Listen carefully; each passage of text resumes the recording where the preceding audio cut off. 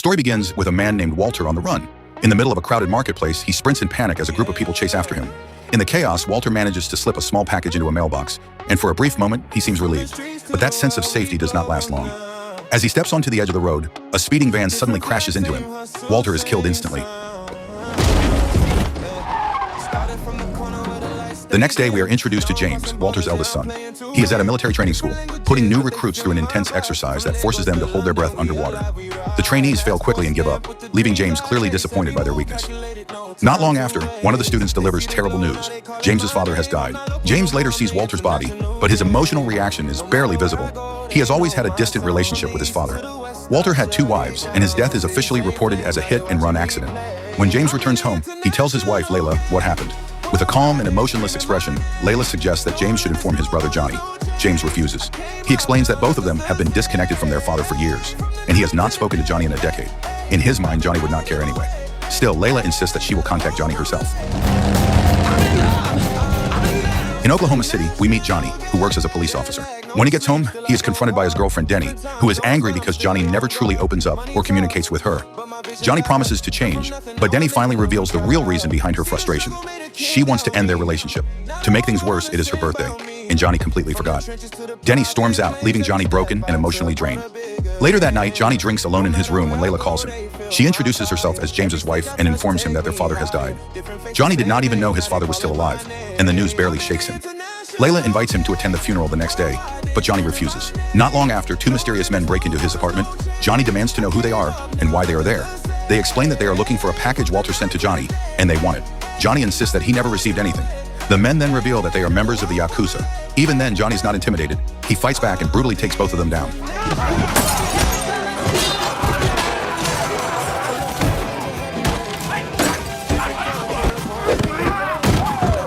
During the fight, several photographs fall onto the floor.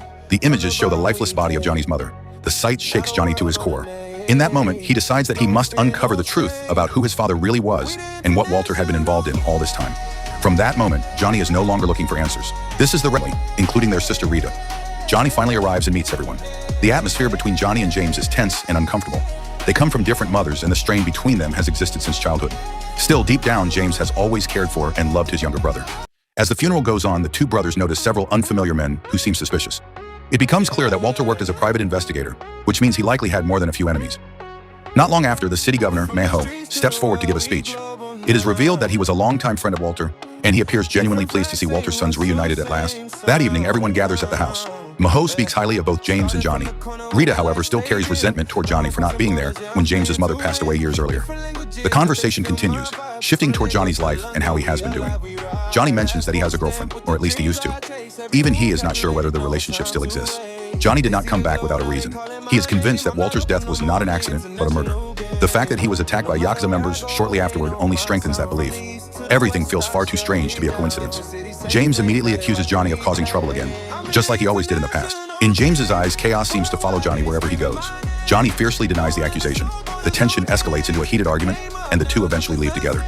James demands honest answers, remembering how 10 years earlier, Johnny had brutally beaten a group of gangsters because he believed they were responsible for their mother's death. Johnny responds with anger, saying that James chose to move on with his life without ever truly trusting him.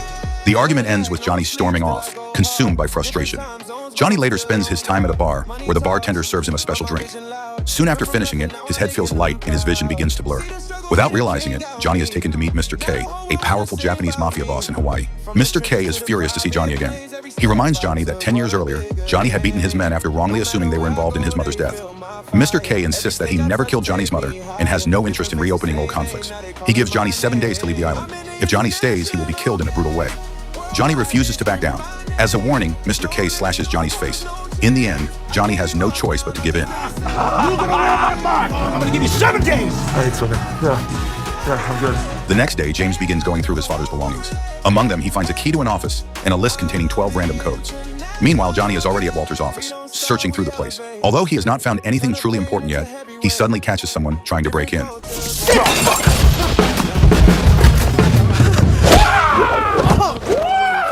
Johnny captures and beats the intruder, forcing him to explain himself.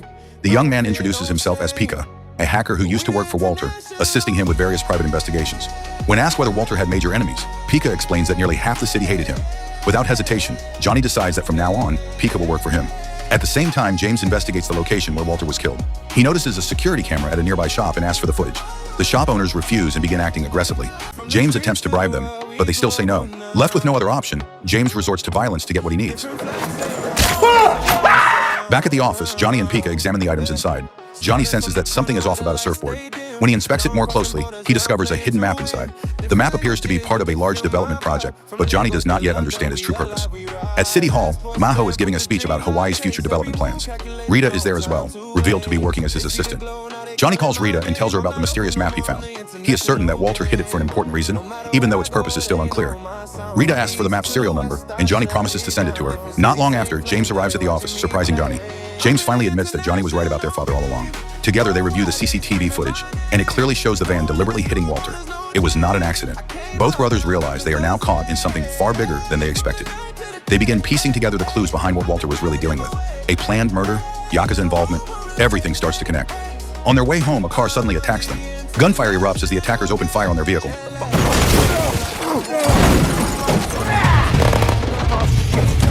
Johnny jumps out and returns fire until the attacking car explodes.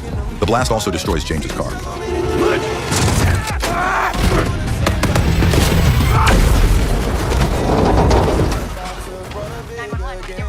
James is furious, but Johnny explains that his actions actually saved James's life. They manage to escape and make it back home. Rita later informs them that the map is linked to a man named Marcus, a powerful figure with connections to the Yakuza.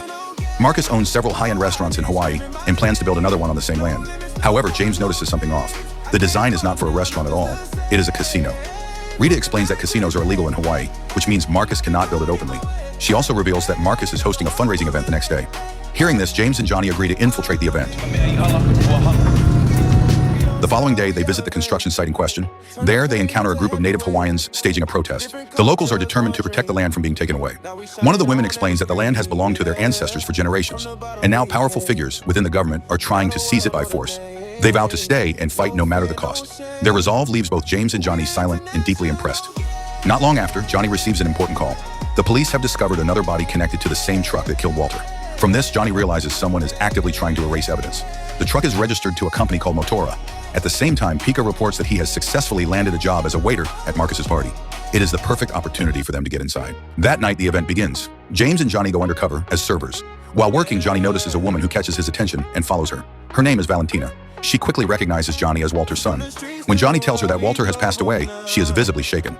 Valentina reveals that she is Marcus's wife and admits that she was the one who hired Walter after suspecting her husband of having an affair.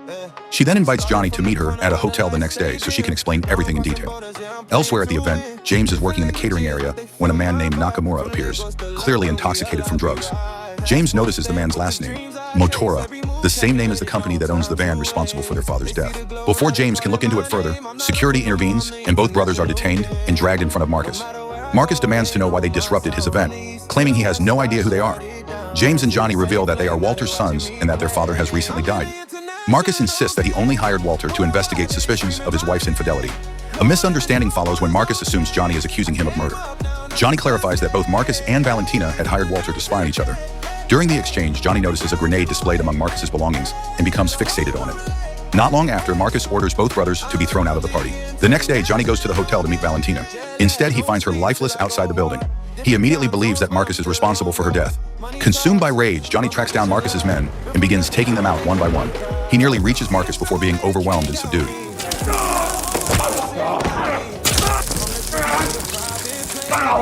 That night, James arrives at the police station and secures Johnny's release. He is furious over Johnny's reckless behavior and warns that actions like this will only keep Johnny from ever reuniting with his mother. Johnny snaps and attacks James, and the two brothers break into a violent fight.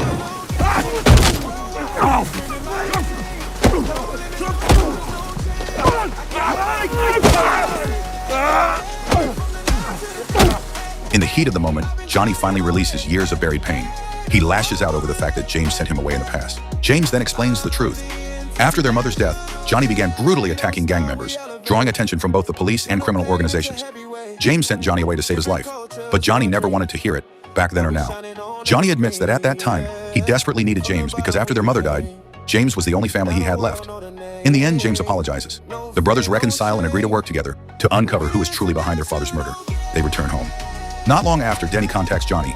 She had gone to Johnny's apartment in Oklahoma to collect her belongings and discovered a package sent by someone named Walter. Johnny immediately realizes this is the package the Yakuza have been searching for. Denny explains that inside is nothing more than a flash drive. Johnny asks her to fly to Hawaii immediately and bring it with her, and she agrees. Soon after, Denny arrives and they leave the airport together. During the drive, Pika begins examining the flash drive. It turns out to contain a locked cryptocurrency account. Denny explains that the account requires 12 codes to unlock it. James then produces the list of codes they previously found among Walter's belongings. As Pika starts entering the codes, chaos suddenly erupts. A helicopter appears and opens fire on their car. Several vehicles filled with armed men join the pursuit. A fierce firefight breaks out. They manage to destroy the pursuing cars, and James even shoots down the helicopter. They come dangerously close to death, but manage to escape.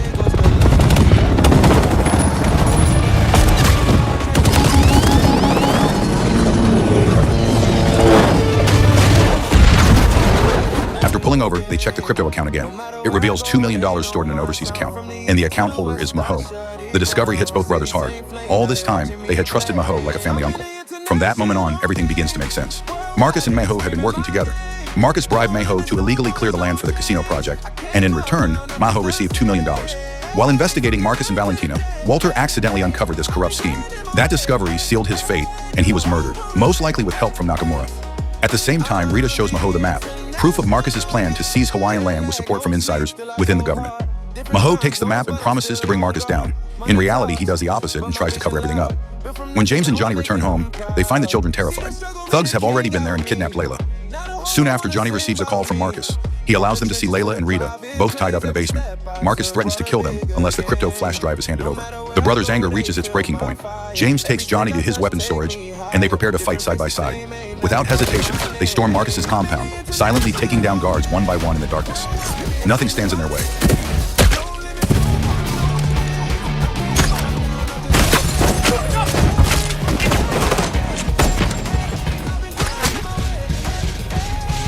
From the basement, Marcus realizes the attack is underway and sends Nakamura's men to stop them. James confronts them head-on and eliminates them with brutal efficiency. You hear the crack sound of bomb. I'm banging on your head like a drum. Fucking head like a drum. I'm banging on your head like a drum. Banging on your motherfucking head like a drum. Banging on your head like a drum. Soon after, the brothers reach the basement and find Layla and Rita. They free both women, but Layla reveals that Marcus has managed to escape. Driven by revenge, Johnny goes after Marcus. At the same time, Nakamura blocks James's path. A fierce battle breaks out. Nakamura proves to be a formidable opponent, but in the end, James overcomes him and kills him with a sword.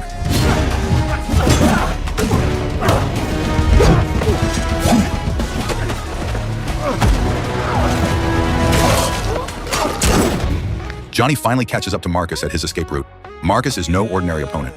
Trained in Yakuza combat, he overwhelms Johnny and nearly kills him.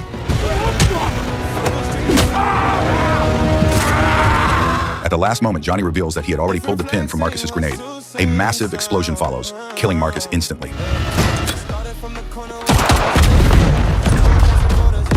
Johnny is thrown into the ocean and nearly drowns. James dives in and manages to pull him back to the surface. Johnny is badly injured, but still alive. James is overwhelmed with relief, having finally saved his younger brother. The next day, authorities arrest Maho. In front of Walter's family, Maho insists that he is innocent, but the police take him away regardless. 2 days later, Johnny sits by the beach, reflecting on his mother. His anger had always been rooted in that loss, and it was the reason he left in the first place. Now he feels at peace, having finally returned to his family. Mr. K appears, surprised that Johnny has chosen to stay. Johnny makes it clear that he is not leaving and wants to live with his family. Mr. K explains that by killing Marcus, Johnny ended the terror that plagued the area, something that ultimately benefited the people of Hawaii. For that reason, Mr. K allows him to live. Before leaving, Mr. K hands Johnny a slip of paper with the name of the person responsible for his mother's death and tells him that the choice is now his. Johnny shows the name to James. James admits that he should have supported Johnny in the past but failed to do so. This time, he will not stand in his way. James also believes that Walter sent the flash drive not just to expose the crime, but to bring Johnny back home to his family. And in the end, that plan worked.